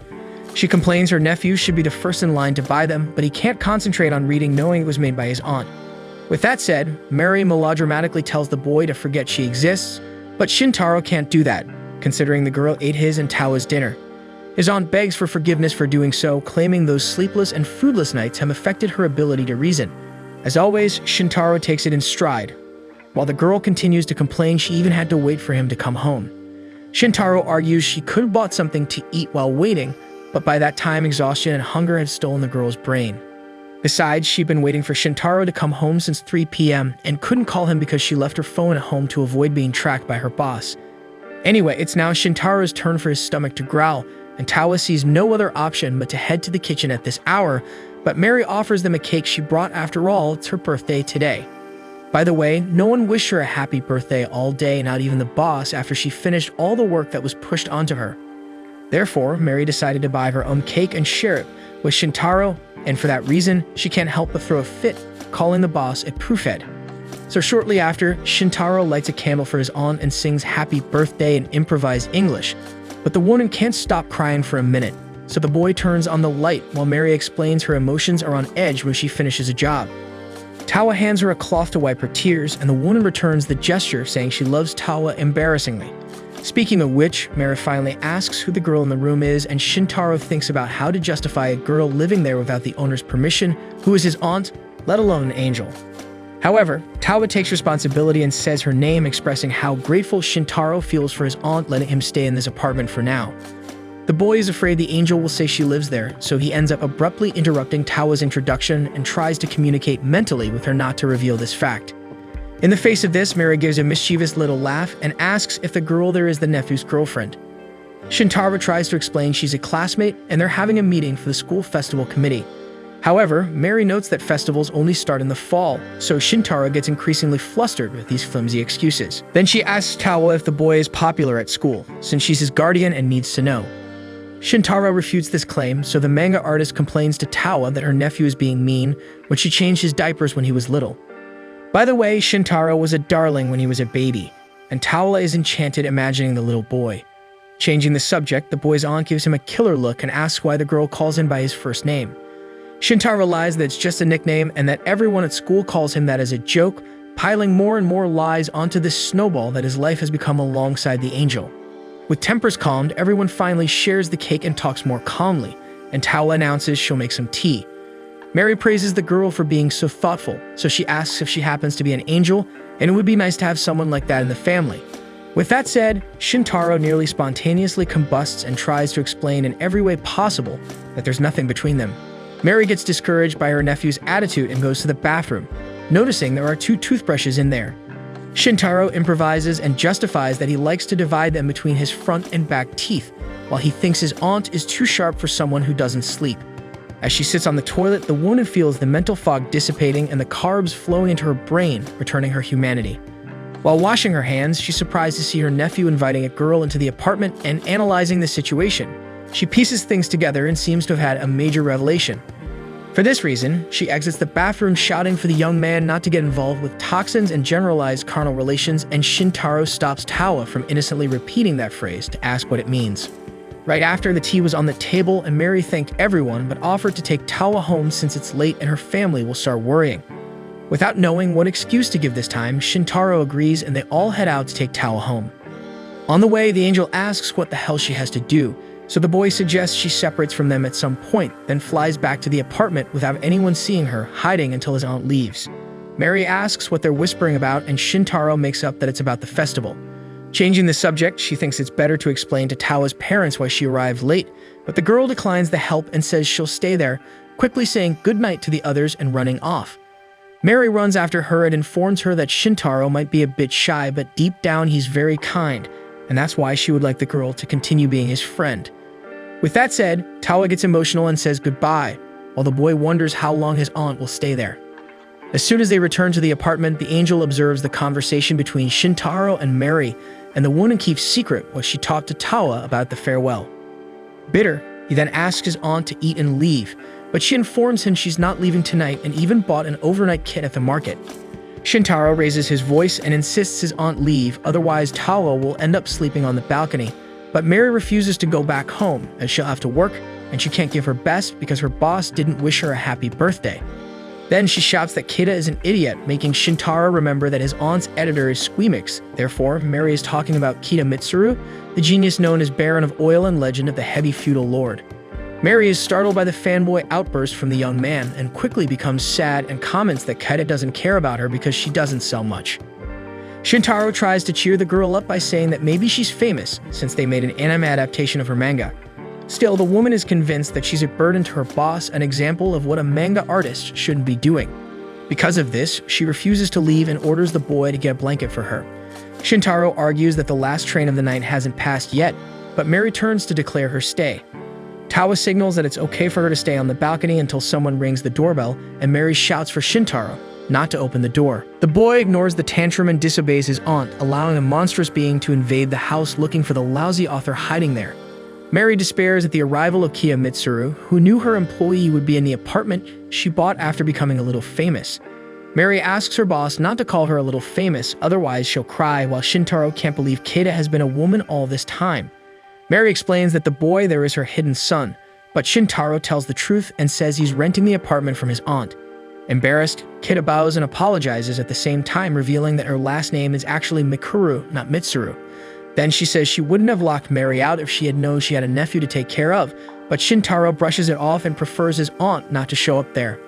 Finally, Keita calls the employee by her name, causing her despair, promising to work like a convict to make up for today, but the boss just wishes her a happy birthday, surprising everyone. Keita even bought a cake and went to Mary's house, but it was empty, and she panicked. That's why she regrets fleeing from her busy schedule to give attention to this great employee. Hearing that, Mary can't contain herself and swoons, and Keita tells them to eat the cake quickly so Mary can get back to work. At the farewell, Shintaro tells Keita he's looking forward to the next Baron of Oil, and she replies that she'll ask the young man's opinion when she decides to make the sequel. On the way out, Mary jokes that the boss doesn't have time for that, and Keita retorts that she would if a certain manga artist did miss deadlines all the time. As soon as they get rid of the two, Shintaro takes a deep breath, while Tawa comes out of the balcony and comments that she was happy to see her friend with someone from the family for the first time, and it was cute to see him all awkward next to his aunt, making the boy even more embarrassed. Meanwhile, Mary suggests to the boss that she writes a script for a romantic comedy about a boy and a girl living in a studio apartment, but Keita doesn't like the idea much. On any other day, Shintaro rushes to get home quickly and grabs some fresh dinner, but suddenly a girl comes out of nowhere and bumps into him from behind. At first sight, he notices the girl's beauty and the red eyes she has. Then two guys run towards her, so the girl reveals that she's being chased and asks for help. Without hesitation, Shintaro grabs the girl's wrists and runs with her, causing the two guys to give up on catching her because she dropped her Dracula book. After shaking off the duo, Shintaro reflects that this is starting to feel like a cliché manga scene, where the girl is saved from her pursuers. Out of the blue, the girl interrupts his thoughts with a rather attractive sniff, saying his scent is pleasant. Shintaro recalls he was working, so he figures he probably smells like food.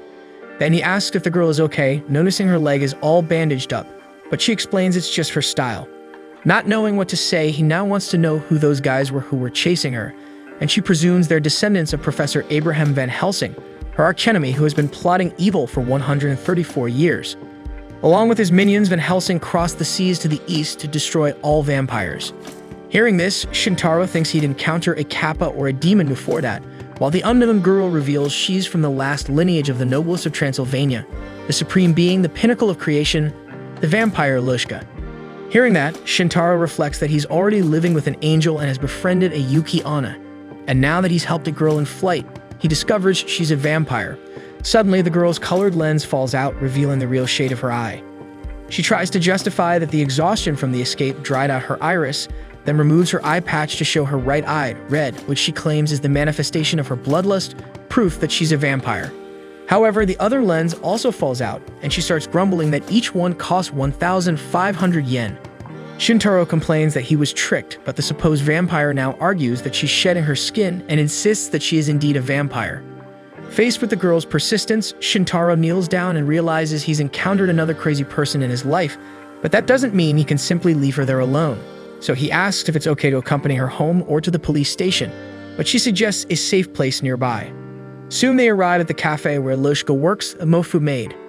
The girl would love to repay Shintaro for his help, so she asks him to wait inside while she changes, but he tries to back out, especially because he doesn't even know if high school students can enter a maid cafe, besides having left Toa waiting. For this reason, he leaves in a hurry without even saying goodbye properly, so Lilushka admires his scent once again. Upon arriving home, Shintaro tells Tawa that he just met a girl who pretends to be a vampire due to suffering from the protagonist syndrome, which is usually teenagers who dream of being the center of the universe. Tawa says she loves dreams, but Shintaro explains that this one in particular isn't so cool. Then he says goodnight to his friend, and they both go to sleep. Suddenly, someone appears on Shintaro's balcony who, upon hearing a noise, opens his eyes and notices a vampire licking his neck, so the boy screams in terror and turns on the light. Dazed, Tawa wakes up and sees a girl standing in front of her, and Shintaro explains that it's the girl from earlier who pretends to be a vampire. He asks the girl how she got there, and she explains that she tracked his scent because it's the first time she's attracted to someone's smell, so she would never forget it. Then, Shintaro asks her how she entered, and the supposed vampire tells him she climbed up the balcony. Looking at the door there, Shintaro sees the glass surgically cut, as if a break-in tool had been used. Tawa thinks the apartment owner is talking to her, while he tells Lilushka to scram. However, she makes it clear she'll only leave after giving one last lick on the boy, or at least a sniff. Shintaro understands that the girl thinks she's a vampire, but he doesn't intend to turn his apartment into a hentai episode, so he kicks the intruder out once again. However, At the same time, he wonders how the hell she climbed onto the balcony. Meanwhile, Tawa is excited to see a vampire for the first time, so Shintaro says once again that the girl is just pretending, but she proves it to everyone by flapping her bat wings. Faced with irrefutable evidence, the boy acknowledges that all of this is really happening, but wants to know why the girl was wearing contact lenses. Then she explains that she's a Japanese vampire but actually wanted to be from Europe. Anyway, she strikes the powerful pose again and declares once again that she's Lilishka, so Shintaro and Tawa say their names in the most common way possible, and since everyone is properly introduced, he pushes the vampire creature out. Once again, she asks to sniff the boy's neck, as she left his blood intact as proof of her mercy, and that she doesn't do things without permission. Hearing this from the girl who invaded his home and licked his neck while he slept, Shintaro doesn't even know how to respond. The vampire adds that, besides that, she chose to live without blood because she's a last-generation vampire and doesn't eat such things, as she can sustain herself by drinking any red liquid, like a red fruit balalaika or Welch, a sensational grape juice. Shintaro looks for a grape juice for the girl to leave, and while he looks for some drink for the vampire, she drools over his neck and holds herself back from advancing. However, she can't hold back and jumps on the boy, asserting her will by force, and despite that, she still didn't leave when everyone went to sleep. While she insists on just putting the tip of her teeth on the poor boy's neck, Tawa cries in fear of her eating her friend. The next day, Shintaro wakes up and notices that Lilishka had left, while Tawa remembers that something very bad happens when vampires are exposed to sunlight. Faced with this, the two lament the fact that the girl turned into ashes. Later, upon arriving at school, Shintaro remembers that Tawa had been frantic upon realizing this, but the boy hadn't seen any ashes around. Nevertheless, Tawa isn't going to vacuum today just to make sure she doesn't throw Lilishka in the trash. However, despite this memory, Shintaro prefers to believe that the intruder simply left at some point during the night, but it would be good to confirm this to reassure Tawa, so he plans to swing by where she works to ask. Then Tsumugi appears and comments that Shintaro doesn't seem well, and he responds that he didn't sleep well last night. The girl agrees, mentioning the panic of the final exams next week, but the guy had simply forgotten about that detail. Later, when the lunch bell rings, Shintaro tells Shuchi that he's going to the cafeteria because he didn't bring lunch today. Shuchi asks his friend to get him a pudding because it's cafeteria policy to limit 30 puddings per day per student, and he's already used up his quota. Soon, Shintaro faces the line to get his grub, but before handing the pudding to Shuchi, he decides to eat the rice ball since he skipped breakfast and is starving. So while enjoying his nibble before the main course, Shintaro feels a lick on the rice stuck near his mouth. The boy complains that it's not allowed to enter the school in cosplay, but Lilishka explains that she also studies there, just in room 2 instead of 1 like Shintaro. This time, she left the room and followed a familiar scent outside, so she followed this trail until she got there. Shintaro wonders if this girl is a vampire or a dog, but either way, he asserts he's happy because he thought Lilishka had turned to ashes. She responds that she doesn't like the sun, but she doesn't turn to ashes because of it, and that's why she wears a hoodie. So Shintaro invites her to sit in the shade. Arriving there, she reveals that she left without notice because he and Tawa were sleeping and she needed to go home and change into her uniform before heading to school. Speaking of which, she says she would like to come back to Shintaro's house tonight, but he makes it clear that he wouldn't like that to happen. In the midst of this, he remembers that he promised to take the pudding to Shuchi, so he hastily says goodbye to Lilishka and goes up to the classroom. Shuchi feels blessed to have gotten another sweet, and Tsumugi asks if Shintaro took a long time in line at the cafeteria. Spilling the beans, the guy asks his friend if she knows someone named Lilishka from room 2, a girl with silver hair and a hoodie with rabbit ears. Tsumugi isn't sure, but a classmate comments that actually that person is called Kagami Siguri. Another classmate remembers that in her presentation to the class, that girl said in front of everyone that she was a vampire, and everyone thinks she's a character for never leaving that role. Speaking of the vampire, Lilishka was eavesdropping on Shintaro at his classroom door, and when he turns his face back to avoid eye contact, the girl seems to have been hurt. After school, the boy intends to get home as quickly as possible and let Tawa know that Kagami is okay, until Tsumugi approaches him and offers to copy the material for the exams. Shintaro gets excited about this proposal, so the two agree to go to the library together so he can copy the material. Inside, the girl was jumping for joy at having more time with her beloved, but Lilishka's relative appears through the window and asks Shintaro to follow him urgently. Soon the boy says goodbye to Tsumugi and runs after the bat. Noel sees him passing by and says hi, but he ignores her. Focused on the chase, the guy reaches the door of the occult research club. Shintaro trembles with fear and gives up entering there, but Lilishka opens the door without regard and extends her hand to her classmate. Shintaro asks the girl to stop releasing bats around the school, but she explains that it's a familiar. Then inside the occult club, Lilishka orders Shintaro Takumitsu to become her servant. In response, the boy says it's not going to happen, and the vampire asks why not. He questions if he really needs to answer that, so she argues that he will have the privilege of having a super cute familiar as a superior, in addition to an invitation to her birthday next month worth 3,000 yen, but drinks not included. Impatient, Shintaro asks where this story of being a servant came from out of nowhere, so Lilishka confesses that she was hurt when he said she couldn't go to his house, and she feels like Shintaro wants to avoid people knowing that they know each other. The girl regrets this, as for the first time in her life, she felt an unforgettable aroma, and she thought destiny would unite them. But since Shintaro refuses to be sniffed, then she must become the master of the boy so he has no decision-making power. With that said, the girl loses her temper and advances towards the human until Noel and Tsumugi end up entering the room after chasing Shintaro. Then they look up and are horrified to see a flying vampire. Neither Noel knew that vampires existed, nor Lilishka imagined that snow women were real.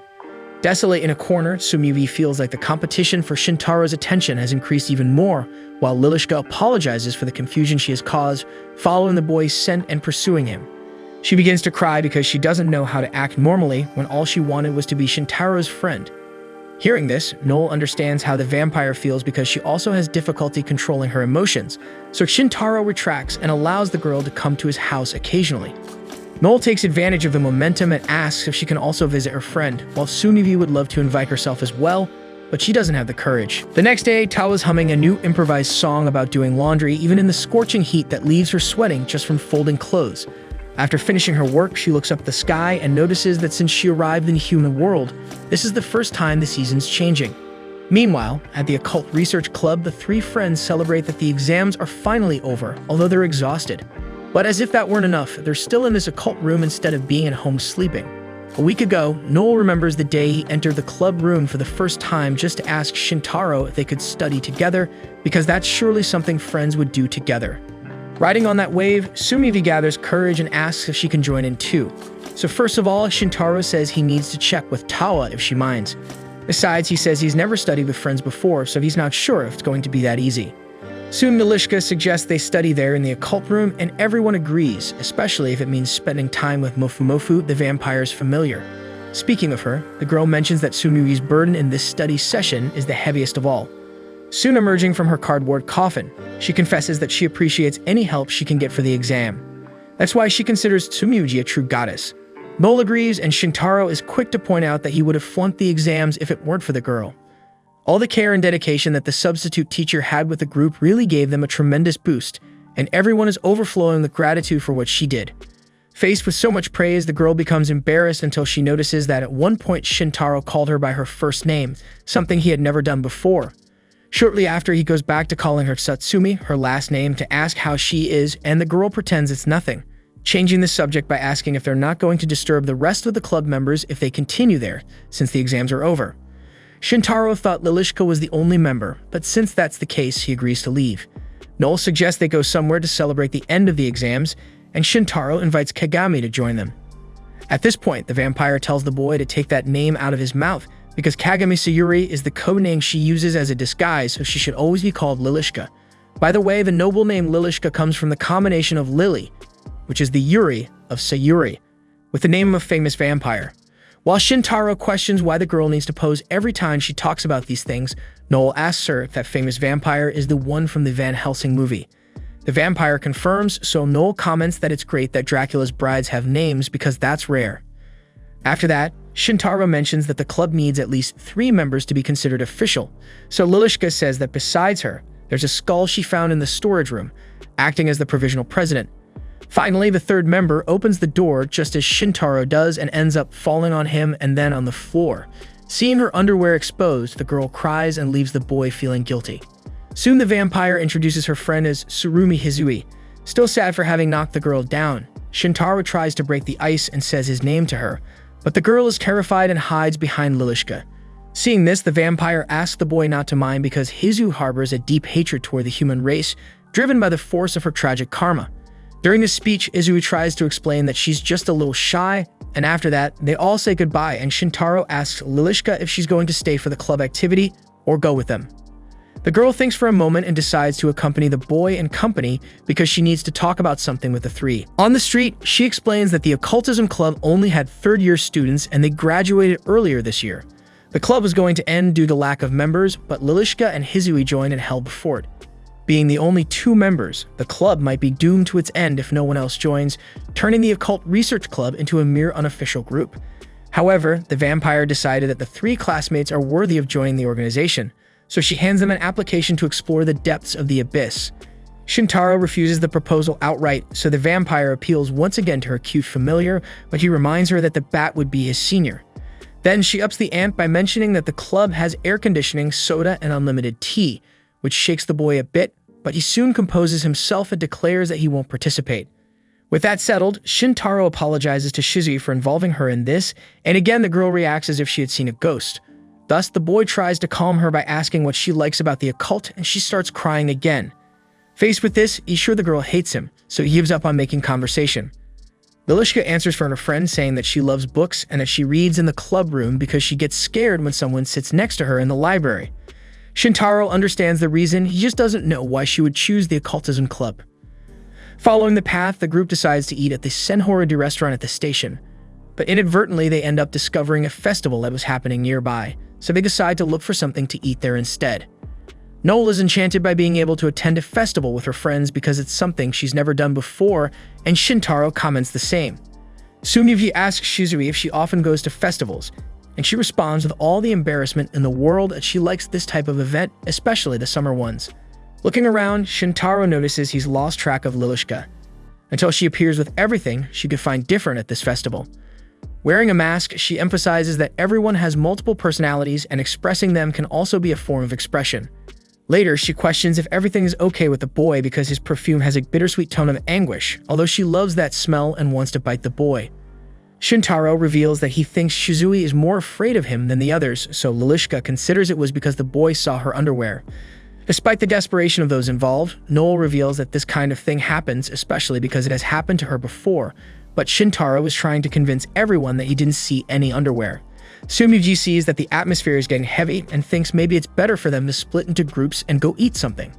Without thinking twice, Noel pulls Shintaro by the arm and Sumyuji rushes to keep up, leaving the 2 short girls behind. With that done, everyone enjoys the festival as best they can, with all its rides and delicious foods. Lilishka unleashes her evil eye to play target shooting, but it doesn't have the expected effect on the shot.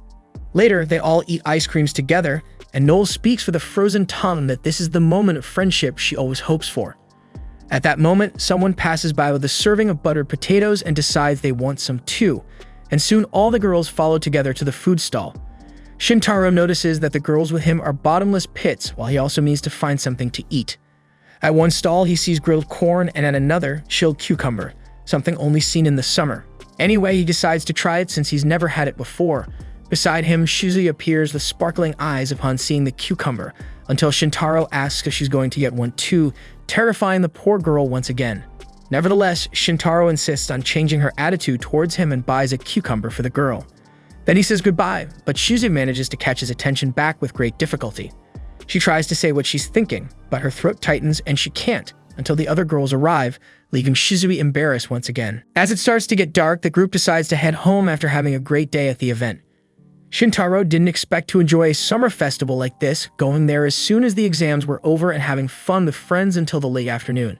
He loved it all despite knowing it would have been even better if Tawa had been there with them, but he promises to bring the angel one of these days because she'll surely love it. In a secluded corner, Lilishka is reciting enigmatic sayings about a fireball and a pale moon on a night of chaos, making Noel think it's some kind of horror movie. Meanwhile, the vampire recites about hope and despair dancing with the night as she approaches the edge of the bridge. Finally, she utters memento mori and begins to take flight, but Shintaro only remembered she could fly after he jumped to save the girl, thus falling into the river under the bridge.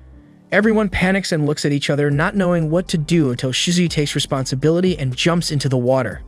Deep down, Shintaro is increasingly breathless as he sinks, and the depth of the river surprises the young man. Suddenly, Shizui reaches him and grabs his arm. They resurface and Lilishka apologizes for getting too carried away on the bridge. Shintaro confesses he was scared, and then turns to thank Shizui for saving him. At that moment, she finally gathers the courage to say what she wanted to say earlier. Actually, she doesn't have any personal problem with Shintaro, but she's not used to talking to boys, and that caused her a lot of shyness. For that reason, she apologizes if she gave a bad impression. On the other hand, Shintaro apologizes for making the girl nervous and admits he could have been more patient to listen to what she had to say. That said, the boy looks up the sky again and repeats that it was a good day despite him falling into the river. As the boy speaks, an intense glow forms around Shizui, and soon a halo forms above her head. Shintaro asks if she's also an angel, but on her back there's a huge turtle shell. In fact, what she has on her head is not a halo, but a kappa plate. Subuji can't stand seeing that and ends up fainting, while Lilishka laments that her friend was discovered so early. Next, she asks Shizui if she ate a cucumber, and the kappa admits she did. In response, the vampire explains that if Shizui eats a cucumber and enters the water within an hour, she turns into a kappa. However, she's not an ordinary kappa, since her grandfather is the head of the Kappa Federation of Japan, which secretly governs the country. This means she's the future #1 kappa in Japan. Having said that, Noel approaches Shizui to comfort her, saying that everyone there knows that her friend is a vampire. Besides, she herself is not a normal human. The short girl asks if she's also a kappa, but Noel says it has nothing to do with her. Anyway, she assures that everyone in this group knows exactly what the girl is going through, and that's why she'll be safe with them. Thus, Shizui looks around and realizes that indeed the people there seem trustworthy, so she agrees to be part of the group.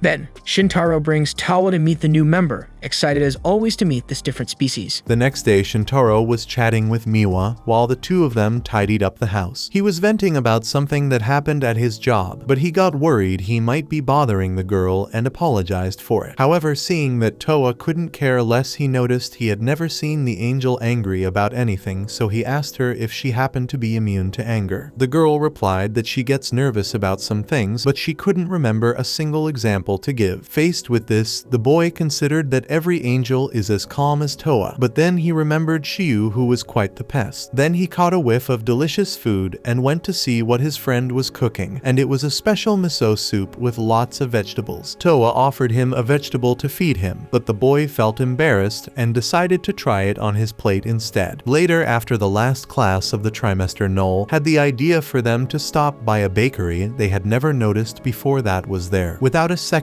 thought, the girl grabbed Shintaro by the arm and dragged him inside. Meanwhile, Toa was returning from the market to home after forgetting to buy green onions when she saw Noel almost feeding her friend from inside the bakery. For this reason, she felt anger for the first time while Noel tried to convince the guy to accept the sweet, although he wasn't very happy with this insistence and refused just like he did with Toa. Still, upon arriving home, Shintaro announced he bought cake to share with his friend, but she was desolate in her corner with a sullen look, refusing the sweet. Shintaro asked if she was upset about something, so Toa expressed a feeling she couldn't even understand herself. However, upon further reflection, she began to think she was jealous of him and tried to bury that feeling by changing her mind about the cake. After eating the dessert and being delighted, she thanked him for remembering her. Then the boy mentioned that his summer vacation starts tomorrow, so he invited the girl to go out with him. Even though he's broke and they'll have to come up with a cheap date, they could just take a walk together or ride the train. Happy with the invitation, the angel not only accepted but also exclaimed how happy she is living in this apartment, which once again left the homeowner embarrassed. In another part of the city, Noel was at home in total darkness, watching a cartoon where two girls are going to their first year and planning to make 100 friends. Noel would also love to make 100 friends to eat rice cakes at the top of Mount Fuji, but she doesn't have that ability. In fact, on the day she tried, she messed everything up, and since then she stopped going to school. To this day, she hasn't overcome this trauma within herself, but at least she managed to return to school as well as having a job. Moreover, she may not have 100 friends, but Shintaro makes up for all that according to her. Then Noel sees an article about an interview with the director of The Phantom Girl and the Mysterious Staircase, a movie she wanted to see. Excited, she thinks about inviting Shintaro to watch it with her. Thinking about it, she plans to surprise him at work and invite the boy, and just thinking about this date together, Noel is already very happy. The next day, she goes to the restaurant and leaves the boss happy, thinking that the employee likes the place so much that she even frequents it as a customer. She ignores the boss and rushes to Shintaro as soon as he passes by, but soon realizes she's not the only girl present because of him. Toa had been invited by him. Lily found out that Shintaro worked there and decided to drag Hisui along. Finally, Tsumugi makes the excuse that it was hot and decided to come in for a drink. Watching the scene, the boss praises the brightness of young Shintaro's soul, wondering how many girls at the same time are capable of courting this handsome lad. So even in front of all the girls, Noel moves on and invites her friend to see the movie with her, but the waiter will have to cover for someone who missed work and will only be able to leave at 6 in the evening while the movie is at 3:30. And it's the last session. Because of this, the girl starts to emanate a light snowstorm, while Lily asks Hisui if this movie is based on the book she read. The girl replies yes until everyone at the table concludes they want to watch and decide to go together. In the meantime, Toa was clueless because she thought going to the movies was the same as literally entering the movie. When they explain to her what it is, she gets excited to join the group,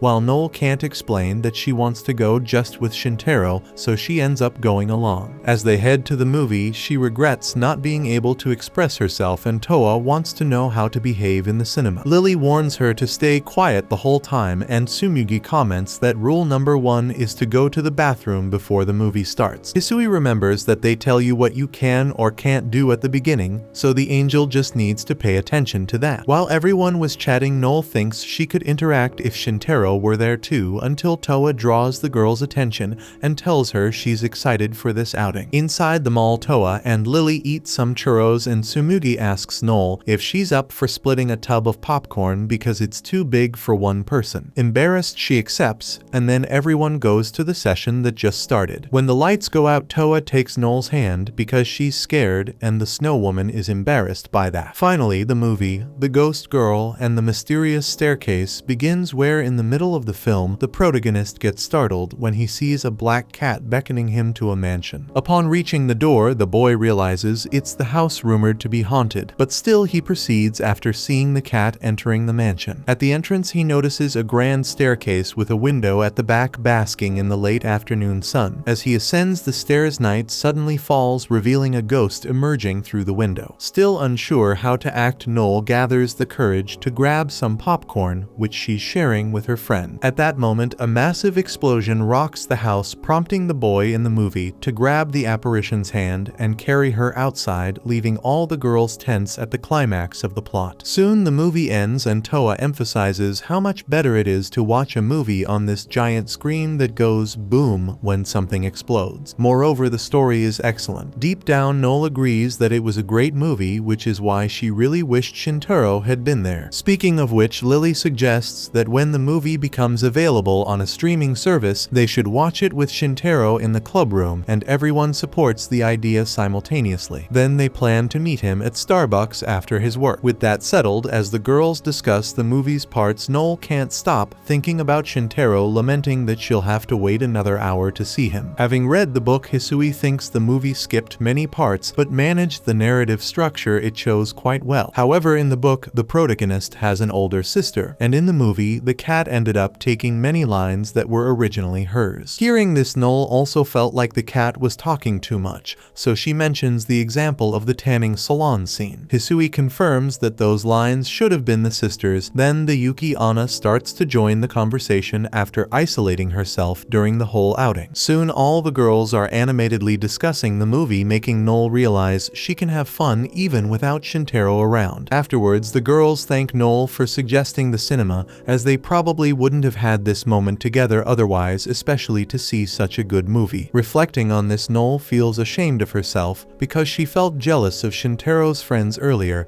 and acted indifferent all afternoon. Wanting to change this behavior, she thanks everyone for accompanying her to the cinema, even though they're not her friends. With that said, the girls sour instantly because they were sure Izumi considered them all friends. Noel points out that they're actually Shintaro's friends, so Tsumugi explains that you can be friends with more than one person at the same time. Having no social tact, Noel has a basic freakout and seems not to understand this concept, saying she didn't ask anyone to be her friend. Tsumugi explains that it's not something you ask for and that everyone there is friends with each other with or without Shintaro. Thus, they're all friends of Noel. Hearing this, the Yuki Anna can't contain her emotion, so she runs while crying with happiness, as if she had fulfilled a dream that, according to her, Shintaro was mainly responsible for coming true. because without him she probably wouldn't know the others. But at the same time she wonders if everyone is friends with Shintaro the same way she is, because that doesn't seem right, as she gets very happy when she thinks about him, although she doesn't know exactly why that brings her joy. Suddenly, the boy himself appears in front of the girl, asking where the others are. He notices Noel is crying, but she pretends it's nothing. Reflecting on her friend, the girl discovers that he's indeed more special to her than just a friend. So she gathers the courage to tell Shintaro that she doesn't just see him as a friend, and after a brief dramatic pause, she considers that he's actually her best friend. However, before hearing a response, the other girls arrive, distracting the boy. In the meantime, still confused, Noel Izumi wonders if it's right to consider him her best friend. As night falls, Shintaro's house air conditioner ended up breaking on an insanely hot day, so he and Toa use the bathtub to cool off. Since the guy wouldn't stop complaining, the angel reminds him that the technician will come tomorrow to fix it, and in the meantime, the bathtub can suffice. Still unconvinced, Shintaro plans to go somewhere with air conditioning tomorrow because the heat is really intense. Another thing heating up there is the guy's heart when he sees Toa waving the nightdress to get some air. Hypnotized by the angel's legs, Shintaro manages to regain his composure and decides to fight the temperature in the pleasant and cool night breeze. Hopefully, he opens the balcony door, but it's also scorching outside. Out of nowhere, Lily appears in the apartment to give her usual bite to the friend, but the guy was stinking after spending the whole day without a shower, making the vampire give up. Then Lilishka takes the opportunity to say goodbye to Toa and give an invitation to both of them for the occult club's summer camp. Shintaro remembers they're not even members of that club, which scares the vampire since they're about to miss tomorrow's trip, which will have hot springs and a beach. Anyway, she tells Shintaro to go because she already convinced the other girls that he would, but he makes it clear that's not his problem. With that, she resorts to an extremely annoying tantrum until Shintaro asks if there's air conditioning there. By asking this question, the boy thought he was going to one of those normal summer camps where young people go, but they were about to find themselves in a place they never imagined.